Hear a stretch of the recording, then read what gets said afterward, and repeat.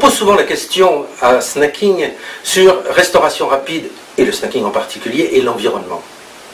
Effectivement, la question se pose. Quand on voit le type de progression et le taux de progression de la restauration rapide en France, qui est de 5 à 7% annuellement, on peut effectivement imaginer la proportion de déchets, d'énergie, qui est proportionnelle à ce développement. Vous savez que par exemple, un sandwich équivaut à peu près à 3 kg de gaz à effet de serre qui est jeté dans la planète. Donc la question de l'environnement se pose effectivement, que ce soit la gestion de l'énergie, la gestion des déchets, l'eau, mais aussi peut-être la politique des achats, mais aussi la construction ou l'éco-construction de son bâtiment, ou de la machine qui nous permet de faire la distribution ou la production de notre production dans le snacking. Il faut savoir qu'un certain nombre de solutions existent.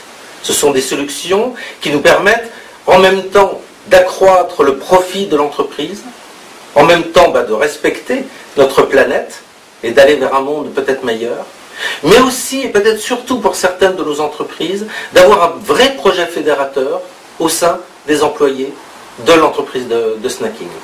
Alors les solutions sont, vous savez, sont assez faciles finalement, puisque on dit souvent que 2/3 des solutions sont des solutions de comportement, de gestes. Après, il faut, c'est vrai, aborder une véritable démarche, une démarche de progrès, telle qu'on les connaît bien dans la qualité de service, que nous appliquerons dans notre entreprise de snacking. Des solutions qui sont en fait assez faciles à mettre en œuvre. Mais c'est vrai qu'il faut respecter cette démarche, et je suis au service de tous les lecteurs, les auditeurs de snacking, pour vous aider à les mettre en route. À bientôt.